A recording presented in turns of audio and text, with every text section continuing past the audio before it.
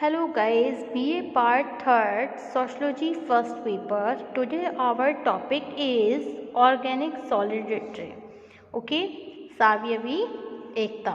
आज का टॉपिक है हमारा सावयवी एकता. ओके, दुर्खिम के अनुसार सामाजिक एकता का दूसरा रूप सावयवी एकता है. ओके, जो वर्तमान जटिल तथा औद्योगिक समाजों की विशेषता है. दुर्खिम से पहले हर्बर्ट स्पेंसर ने समाज की संरचना तथा प्राणी के सावयव के बीच अनेक समानताओं का उल्लेख किया था. ओके, दुर्खिम के अनुसार आधुनिक समाजों में जैसे जैसे कार्यों की विभिन्नता, विशेषीकरण तथा व्यक्तिवाद में वृद्धि होने लगी, उनकी संरचना सावयवी रूप ग्रहण करने लगी. ओके, तो दुर्खिम के अनुसार सामाजिक एकता का दूसरा रूप क्या है? सावयवी एकता है, जो वर्तमान जटिल तथा औद्योगिक समाजों की विशेषता है. दुर्खिम से पहले हर्बर्ट स्पेंसर ने समाज की संरचना तथा प्राणी के सावयव के बीच अनेक समानताओं का उल्लेख किया था. ओके, उन्होंने कहा कि जिस तरह शरीर का निर्माण अनेक अंगों से होता है, उसी तरह समाज के निर्माण में भी अनेक इकाइयों का योगदान होता है. जिस प्रकार शरीर के विभिन्न अंग एक दूसरे से विभिन्न भिन्न कार्य करने के बाद भी एक दूसरे से संबंधित और एक दूसरे पर निर्भर होते हैं, उसी प्रकार समाज का निर्माण करने वाली विभिन्न इकाइयां भी अलग अलग प्रकार करने के बाद भी एक दूसरे की पूरक होती हैं. ओके,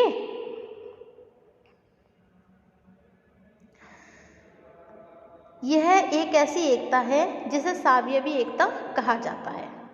एक ऐसी एकता है जिसे हम क्या कहते हैं? सावयवी एकता कहते हैं.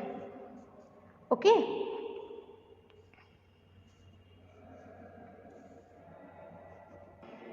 दुर्खिम के अनुसार दुर्खिम ने स्पेंसर से सावयवी एकता शब्द ग्रहण करने के बाद भी यह बताया कि सभी समाजों की संरचना को सावयवी संरचना नहीं कहा जा सकता. सावयवी संरचना तथा सावयवी एकता की दशा केवल आधुनिक समाजों की विशेषता है, जिनमें श्रम विभाजन और विशेषीकरण के कारण विभिन्न व्यक्ति एक दूसरे से भिन्न कार्य करने के बाद भी अपनी आवश्यकताओं को पूरा करने के लिए एक दूसरे पर निर्भर रहते हैं. दुर्खिम के अनुसार आधुनिक समाजों में जैसे जैसे कार्यों की भिन्नता, विशेषीकरण तथा व्यक्तिवाद में वृद्धि होने लगी, उनकी संरचना सावयवी रूप ग्रहण करने लगी. ओके, सामाजिक विकास के क्रम का उल्लेख करते हुए दुर्खिम ने लिखा है कि जब जनसंख्या वृद्धि के कारण समाजों का आकार बढ़ने लगा तो बढ़ी हुई आवश्यकताओं को पूरा करने के लिए बड़ी मात्रा में उत्पादन आरंभ होने लगा. ओके, बड़ी मात्रा में उत्पादन आरंभ किया गया. इससे समाज में श्रम विभाजन और विशेषीकरण का महत्व बढ़ने लगा. अपने अलग अलग हितों के कारण व्यक्ति के विचारों, मनोवृत्तियों और कार्य के ढंगों में भी एक स्पष्ट भिन्नता उत्पन्न हो गई. ओके, एक स्पष्ट भिन्नता उत्पन्न हो गई. इस प्रकार सरल समाजों में जहां सामूहिक चेतना की प्रधानता थी, वहीं आधुनिक समाजों में व्यक्तिगत चेतना का महत्व बढ़ने लगा. श्रम विभाजन से लोग एक दूसरे से विभिन्न कार्य अवश्य करने लगे, लेकिन प्रत्येक व्यक्ति पर निर्भर रहना शुरू हो गया. मतलब क्या हो गया कि प्रत्येक व्यक्ति द्वारा एक विशेष कार्य करने के कारण उन्हें अपनी दूसरी आवश्यकताओं को पूरा करने के लिए अन्य व्यक्तियों पर निर्भर रहना अनिवार्य हो गया. मतलब व्यक्ति क्या है, एक दूसरे पर डिपेंड होने लगे. ओके, इस प्रकार समाज में एक हित प्रधान सहयोग में वृद्धि हुई. दुर्खिम के अनुसार यही सावयवी एकता की दशा है. ऐसी एकता के लिए सावयवी एकता इसलिए एक उपयुक्त शब्द है कि जिस तरह एक सावयव के विभिन्न अंग भिन्न भिन्न कार्य करने के बाद भी अपने अस्तित्व को बनाए रखने के लिए संपूर्ण शरीर अथवा सावयव से जुड़े रहते हैं। उसी तरह वर्तमान जटिल समाजों में भी व्यक्ति एक दूसरे के लिए संपूर्ण सहयोग दिए बिना अपनी आवश्यकताओं को पूरा नहीं कर सकता। इस प्रकार दुर्खिम ने सावयवी एकता को श्रम विभाजन के एक आवश्यक परिणाम के रूप में स्पष्ट किया। ओके, श्रम विभाजन किस प्रकार सावयवी एकता में वृद्धि करता है, इसे दुर्खिम ने अनेक दशाओं के द्वारा स्पष्ट किया। सबसे पहले श्रम विभाजन में वृद्धि होने से विशेषीकरण में वृद्धि हुई। इसका तात्पर्य है विभिन्न व्यक्तियों द्वारा लंबे समय तक एक विशेष कार्य करते रहने के कारण केवल उसी क्षेत्र में कुशलता अर्जित कर पाते हैं। स्वाभाविक है अपनी दूसरी आवश्यकताओं को पूरा करने के लिए वे अन्य व्यक्तियों पर निर्भर हो जाते हैं। दूसरे, कार्यों के विभाजन से लोगों में व्यक्तिवादी भावनाओं का विकास होने लगता है। अपने हितों को पूरा करने के लिए समाज विभिन्न वर्गों में विभाजित होने लगता है। प्रत्येक वर्ग के सदस्यों के लिए आवश्यक है कि अपने वर्ग के दूसरे सदस्यों को सहयोग देकर अपनी स्थिति को सुदृढ़ बनाएं।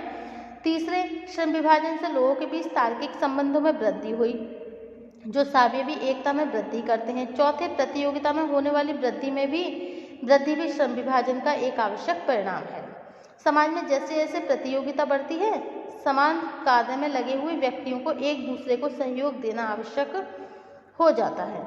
अंत में श्रम विभाजन अस्तित्व के लिए संघर्ष की दशाएं उत्पन्न करके भी एक ऐसी एकता की अनिवार्यता को स्पष्ट करता है जिसे सावयवी एकता कहा जाता है। जिसे क्या कहा जाता है?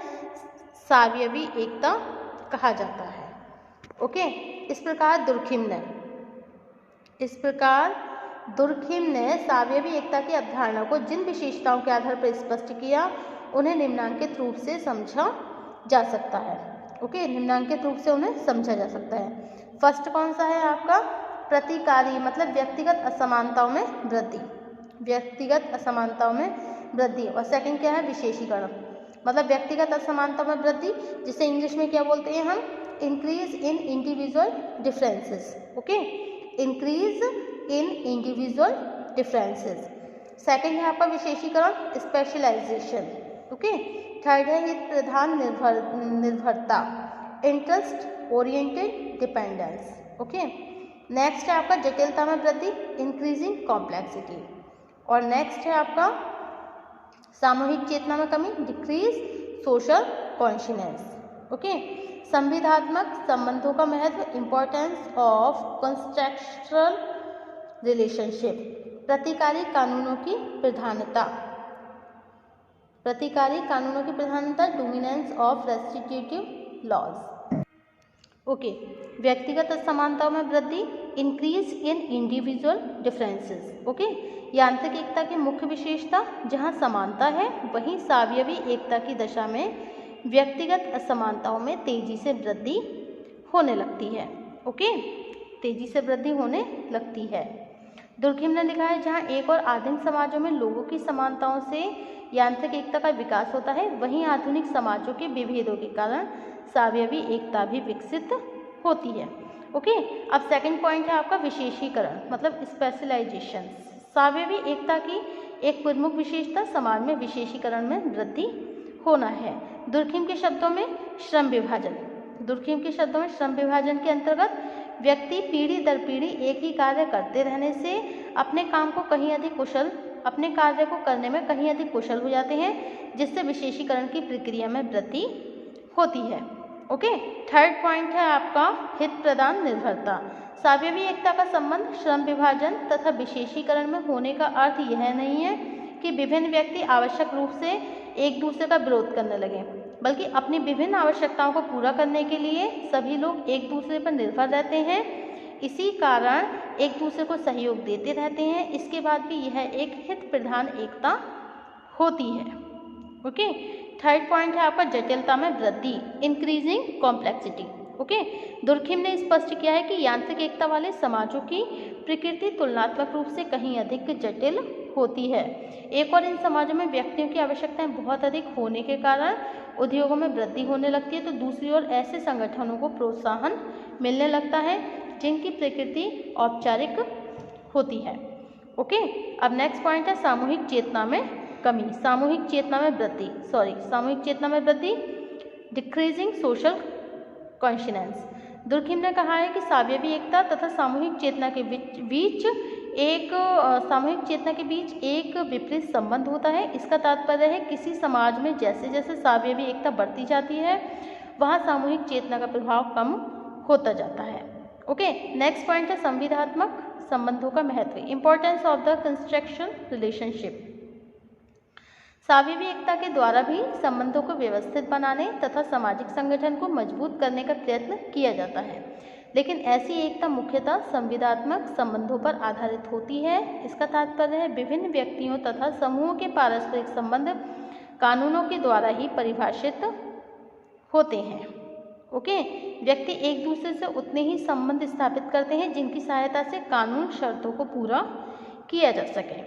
अब नेक्स्ट पॉइंट है प्रतिकारी कानूनों की प्रधानता, dominance of the restitutive laws. Durkheim ने स्पष्ट किया है कि सावयवी एकता की दशा में सामूहिक इच्छा की तुलना में व्यक्तिगत इच्छाओं का महत्व अधिक हो जाता है। इसके फलस्वरूप अपराध को सामूहिक जीवन के विरुद्ध किया जाने वाला कार्य न मानकर उसे व्यक्ति के विरुद्ध किया जाने वाला कार्य समझा जाने लगता है। ओके, इस आधार पर सामाजिक नियंत्रण के लिए ऐसे नियम और कानून बनाए जाने लगते हैं जिनके द्वारा अपराध के कारण व्यक्ति को होने वाली क्षति को पूरा किया जा सके। इन कानूनों को समूह के सदस्य लागू नहीं करते बल्कि इन्हें औपचारिक संस्थान जैसे न्यायालय, पंच, पुलिस, प्रशासन द्वारा ही लागू किया जाता है। ओके, अब है आपका कंक्लूजन। यांत्रिक तथा सावयवी एकता की प्रकृति को स्पष्ट करने के बाद दुर्खिम ने निष्कर्ष दिया कि यह एक ऐतिहासिक नियम है कि यांत्रिक एकता को जो समाज में पहले स्थापित होती है धीरे धीरे कमजोर पड़ती है और उसके स्थान पर सावयवी एकता का प्रभाव बढ़ने लगता है। ओके, जब व्यक्तियों के बीच पाई जाने वाली एकता की प्रकृति बदलती रहती है तो विभिन्न समाजों की संरचना में भी परिवर्तन होने लगता है। जिस प्रकार एक सावयव के अंगों में परिवर्तन होने पर सावयव का रूप बदल जाता है, उसी तरह सामाजिक एकता की बदलती हुई प्रकृति समाज की संरचना को भी बदल देती है। इस प्रकार दुर्खिम ने सामाजिक एकता की प्रकृति में होने वाले परिवर्तन के आधार पर ही सामाजिक विकास की प्रकृति को स्पष्ट किया। Okay, so these are the all characteristics of solitary organic solidarity। Okay, जिसमें क्या क्या है जो आपको बताई थी अभी, increase in individual differences, dispolizations, interest in oriented dependence and the increasing complexity, decreasing social consciousness and importance of the contractual relationship and dominance of restitutive laws। Okay, thank you for watching my YouTube channel.